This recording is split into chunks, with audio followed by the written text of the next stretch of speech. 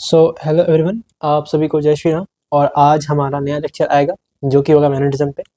Last lecture मैंने capacitance पे लिया था। सो इसके बाद टेक्निकली आपको करंट इलेक्ट्रिसिटी पढ़ना चाहिए, बट मैं मैग्नेटिज्म पहले करवा दे रहा हूँ, इसके बाद मैं करंट इलेक्ट्रिसिटी पढ़ा दूंगा। ठीक है। So without wasting the time let's start with the topic. So आज हमारा टॉपिक है magnetism, actually moving charges and magnetism. या मैग्नेटिज्म के बारे में हम लोग सब जानते हैं कि जब ये क्यों मतलब होता है, मतलब मैग्नेटिज्म क्यों एक प्रॉपर्टी जो है हमारे नेचर में, मैग्नेटिज्म की जो प्रॉपर्टी हमारे नेचर में होती है वो क्यों होती है। मैग्नेटिज्म ये जो प्रॉपर्टी है जिसको हम लोग बी से रिप्रेजेंट करते हैं, मैग्नेटिक फील्ड जो कि बी से रिप्रेजेंट करते हैं, this is due to, long story short, this is due to moving charge. This is due to moving charge.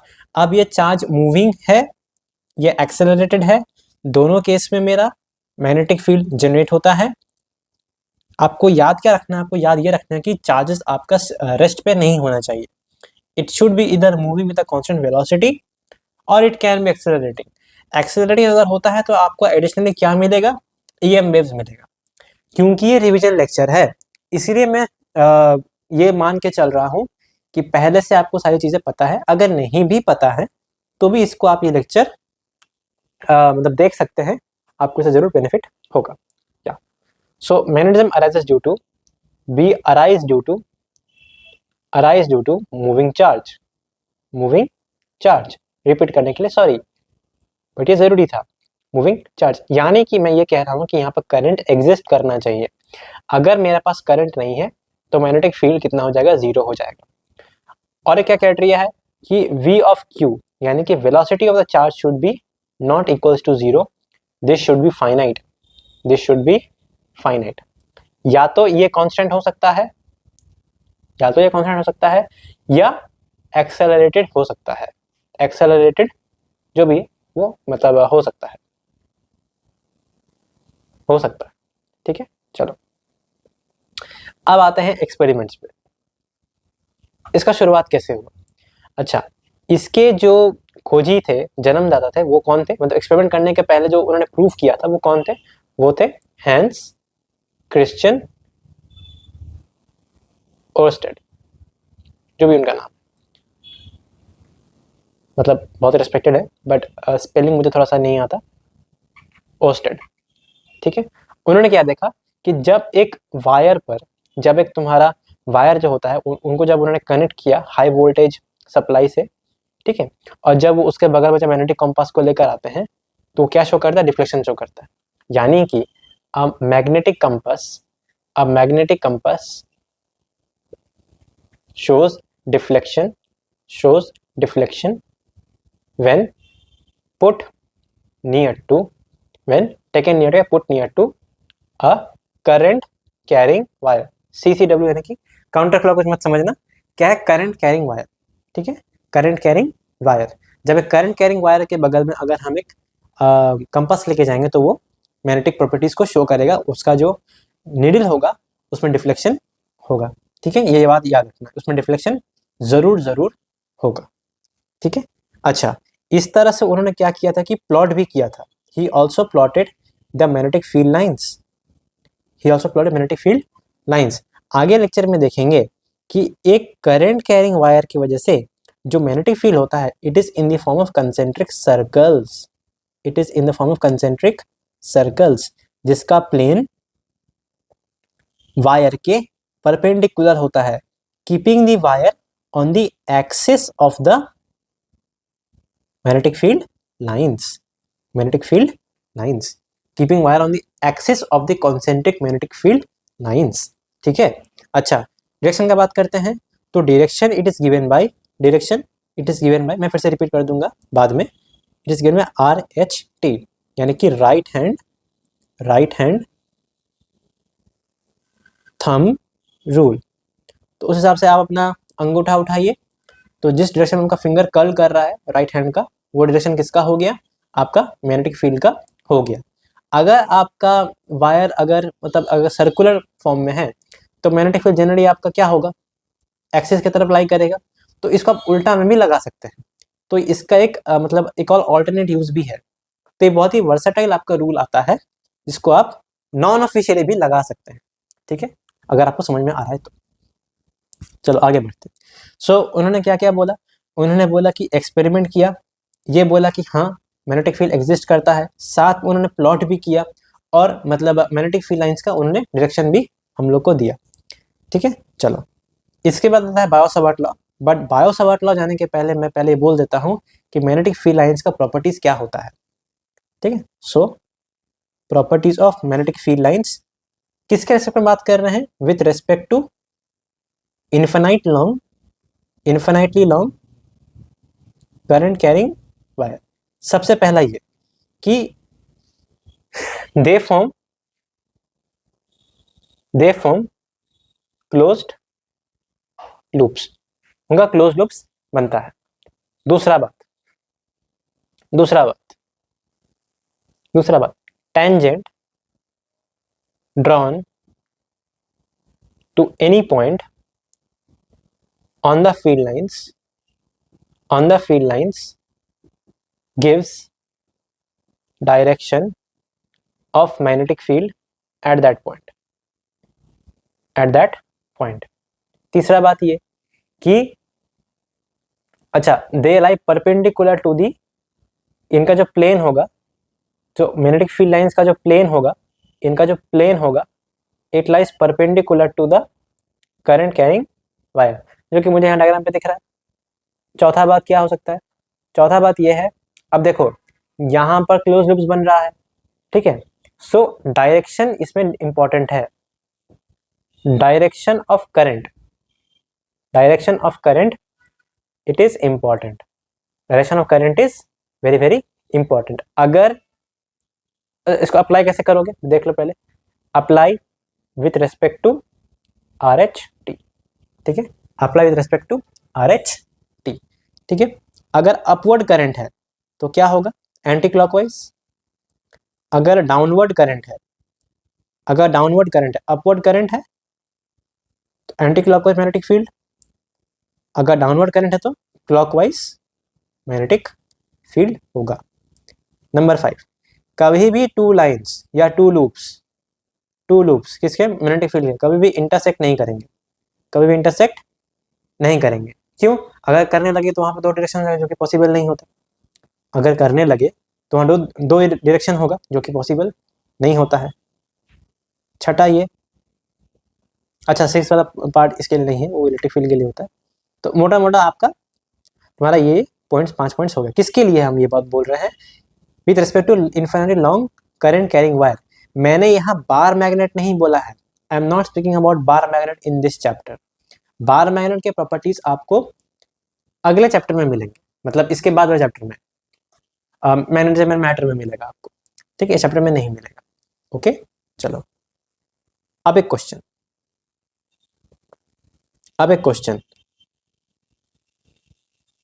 जैसे कि like we call electric field lines as lines of force, but can we call magnetic field lines as lines of force? जिस तरह हम electric field lines को lines of force बोलते हैं, क्या magnetic field lines को भी क्या हम लाइंस ऑफ फोर्स बोलेंगे? क्या वो फोर्स फील्ड या फोर्स लाइंस को रिप्रेजेंट करता है? क्या जो मैग्नेटिक फील्ड का डायरेक्शन है, क्या वही उस चार्ज पर या उस पार्टिकल पर लगने वाला फोर्स का भी डायरेक्शन वो होता है? इसके बारे में आपका क्या ख्याल है, सोच के बोलो। इसका जवाब है नहीं, नो। इसका आंसर क्या है, नो। इसका रीजन क्या है भैया, रीजन आपको विल सी इट लेटर। ठीक है, चलो अब नेक्स्ट टॉपिक पर बढ़ते, जो कि मेरा है हम लोग का क्या है, बायो-सावर्ट लॉ। Biot Savart law. तो Biot Savart law gives the magnitude, it gives the magnitude of the current carrying element। ठीक है, current carrying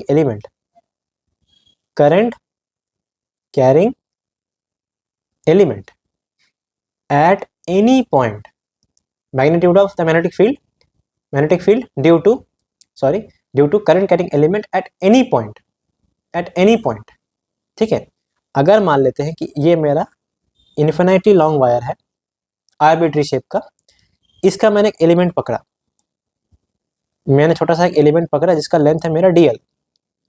उस dl के वजह से मेरा यहाँ पर इस पॉइंट P पर कुछ एक मैग्नेटिक फील्ड मिलेगा जो कि छोटा होगा, क्योंकि ये छोटा लेंथ है इसलिए छोटा मैग्नेटिक फील्ड मिलेगा, छोटू लेंथ है तो छोटू मैग्नेटिक फील्ड मिलेगा।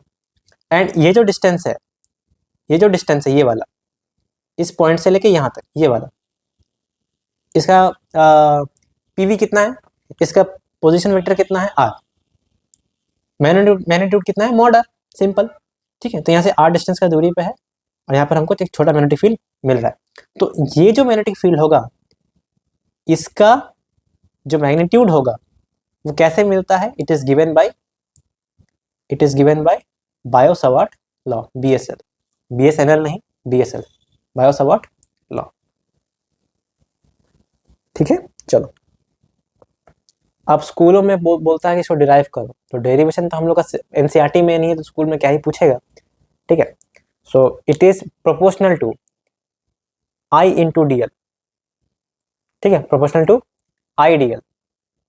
It is proportional to sine theta बोले तो भैया, थीटा बोले तो R और DL के बीच का एंगल, R और DL के बीच का एंगल, फिर से बोल रहा हूं R और DL के बीच का एंगल।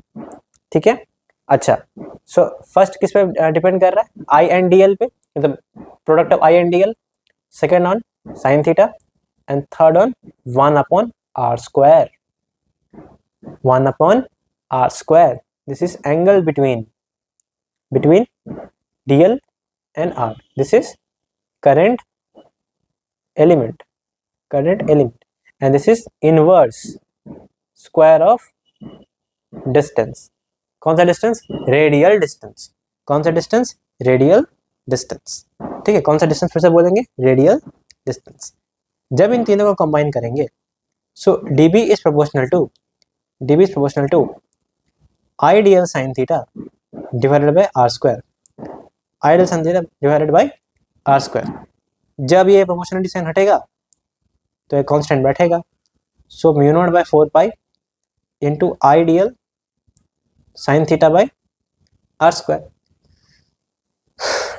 अब एक बात बताओ, कुछ देखा देखा लग रहा है, आप ये बोल रहे हैं कि यहाँ पर r होगा, हाँ r तो है, आप साइन थीटा बोल रहे हो और आप DL बोल रहे हो, DL एक वेक्टर होता है, DL लेंथ बोल रहे हैं तो लेंथ वेक्टर ही होता है ना। ठीक है, करंट इस तरफ जा रहा है मान लो, सो ये वेक्टर है, साइन थीटा आ रहा है, तो कुछ क्रॉस प्रोडक्ट जैसा कुछ साउंड करेगा क्या भैया, कुछ क्रॉस प्रोडक्ट जैसा कुछ आएगा क्या यहाँ पे, हाँ बिल्कुल आएगा। इसको क्या लिख सकते हैं, म्यू नॉट बाय 4 पाई, बहुत ध्यान से समझो, I into DL cross R, I into DL cross R cap होगा यहाँ पे, R cap divided by R square, ये होगा। ठीक है, ऐसे भी लिख सकते हैं। Now this is not the vector form. ठीक है, this is not the vector form, अभी तक ये वेक्टर फॉर्म नहीं हुआ है, this is not vector form, क्योंकि यहाँ मैंने R कैप को इस्तेमाल किया जो कि यूनिट वेक्टर है। ठीक है, जो कि एक यूनिट वेक्टर है, और यहाँ जो नीचे में जो R स्क्वायर दिया वो स्केलर फॉर्म में है, this is in scalar form, इसलिए वेक्टर फॉर्म में टोटल नहीं आ रहा। इस R कैप को प्यार से हम क्या बोल सकते हैं, अगर मेरा ये R वेक्टर है, it is made up of mod R and R cap. ठीक है, सो R कैप क्या हुआ मेरा, R कैप क्या हुआ, R वेक्टर अपन मॉड R, इसको यहाँ अप्लाई कर दो, सिंपल, कुछ नहीं करना है, mu naught by 4 pi into I into DL cross R vector upon R cube upon R cube. अब ये आता है आपका वेक्टर फॉर्म के अंदर, अब आता है वेक्टर फॉर्म के अंदर, ये वेक्टर फॉर्म है क्योंकि यहाँ दो वेक्टर्स आ रहे हैं, ठीक है। अब एक बात बताओ, यहाँ आता है डीएल क्रॉस आर, मेरे साथ बोलो DL cross R, DL will cross R, यानी कि अपना जो फिंगर्स है, ठीक है, तुमको फिर से आरएसटी लगाना पड़ेगा, अपना जो फिंगर्स है वो डीएल की तरफ रखो, मैंने डीएल की तरफ रखा, फिर आर को क्रॉस करो, जैसे तुम आर को ओवरटेक कर रहे हो, जैसे मान लो कि गाड़ी किसी को ओवरटेक कर रहा है तो तुम डीएल की तरफ हाथ रख के आर की तरफ जाओ, आर को ओवरटेक करो, तब देखो कि तुम्हारा जो थंब है किसकी तरफ पॉइंट कर रहा है। तो ऐसा करने पे मेरा थंब नीचे की तरफ पॉइंट कर रहा है, डाउनवर्ड टू प्लेन जा रहा है, इसीलिए इसका यहाँ पर क्या होगा, क्रॉस मैग्नेटिक फील्ड होगा। This is we get a cross magnetic field, ठीक है। ऐसा करने पर on applying to figure we get cross magnetic field, ठीक है, we get cross magnetic field. इसका मतलब नो मैग्नेटिक फील्ड नहीं, इसका मतलब है क्रॉस मैग्नेटिक फील्ड, ठीक है। Downward to plane, downward to plane, plane of this tablet, ठीक है, डाउनवर्ड टू प्लेन मेरे को मिल रहा है किस पॉइंट पे, एट पॉइंट पी।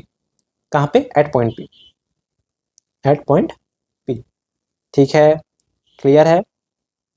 और अगर तुम एक बात बताओ, अगर तुम डीएल की तरफ या जो करंट आई है उसकी तरफ अपना थंब रखोगे तो देखो राइट साइड में पी की तरफ कैसा मैग्नेटिक फील्ड जा रहा है, वो डाउनवर्ड ही जाएगा, ठीक है। So this proves that our direction is correct, this proves our direction is correct, clear. चलो आगे बढ़ते हैं। सो बीएसएल मैंने पढ़ा दिया, बीएसएल का स्केलर फॉर्म ये हो गया, या ये मान लो, और बीएसएल का वेक्टर फॉर्म ये हो गया, ये हो गया।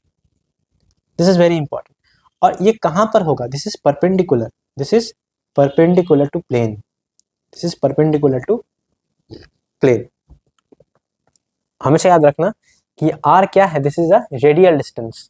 ये आर कौन सा डिस्टेंस है, दिस इज रेडियल डिस्टेंस। कौन सा ये है distance, this is radial distance. कौन सा डिस्टेंस, रेडियल डिस्टेंस, ठीक है। चलो, पता नहीं बम क्यों फूट रहा है यहाँ पे, बट इग्नोर कीजिए इसको। चलो आगे बढ़ते हैं। अब देखो, यूजिंग बायो-सावर्ट लॉ, अच्छा इसके पहले मैं कुछ बोल देना चाहता हूँ कि सम सिमिलैरिटीज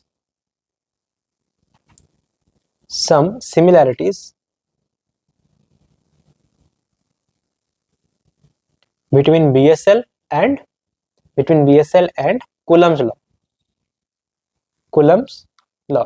तो BSL क्या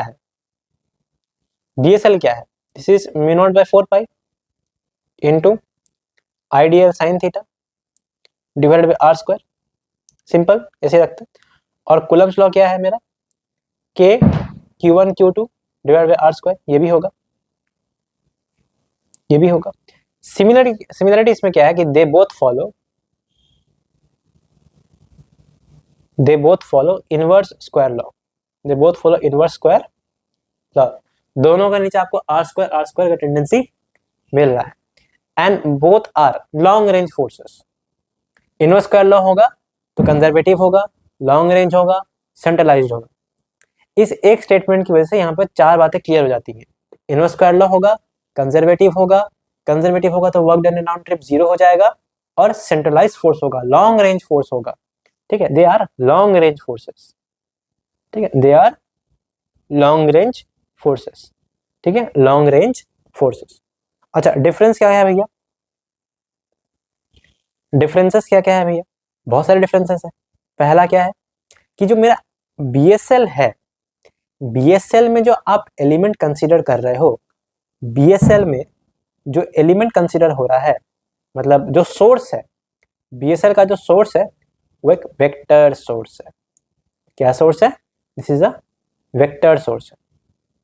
और कूलम्ब लॉ में कैसा सोर्स है, सिंपल पॉइंट चार्ज होता है, 2 पॉइंट चार्ज होते हैं उसमें, this is a point charge जो कि एक स्केलर सोर्स है,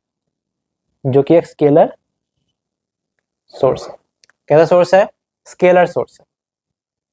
दूसरा, ठीक है, दूसरा, ठीक है, यहां देखो, बीएसएल में एंगल डिपेंडेंसी है। बीएसएल में क्योंकि वेक्टर सोर्स है ना, तो एंगल डिपेंडेंसी, जबकि कूलम्स लॉ में कोई एंगल डिपेंडेंसी नहीं है, no angle dependency, no angle dependency, कोई भी एंगल पैनल का डिपेंडेंसी इसमें नहीं है। तीसरा बात, बहुत कुछ लिख सकते हो इसमें, सीएल में, बीएसएल में क्या है आपका, mu naught by 4 pi proportionality में आता है, प्रोपोर्शनलिटी में आता है। और इसमें कौन आएगा, के आ जाएगा, जो कि कितना होता है 1/4 pi epsilon not, 1/4 pi epsilon not, जो कि प्रोपोर्शनलिटी में आएगा। सो ये कुछ आपके डिफरेंसेस हो गए। अगर मैंने कुछ मिस किया तो प्लीज मुझे बता दीजिए, गलती मेरे से भी हो सकती है, ठीक है, चलो, ठीक है। सो आज के लिए यहीं तक, और नेक्स्ट क्लास में हम क्या करेंगे, नेक्स्ट क्लास में हम लोग करेंगे कि using BSL we will find magnetic field due to infinitely long current carrying wire and magnetic field at axis of ring, ये भी देखेंगे, और सेमी इन्फिनाइट वायर भी देखेंगे, सेमी इन्फिनाइट वायर भी देख लेंगे, ठीक है। सो आज के लिए बस इतना ही। थैंक यू वेरी मच, और पढ़ाई करते रहें। चलिए, बाय बाय।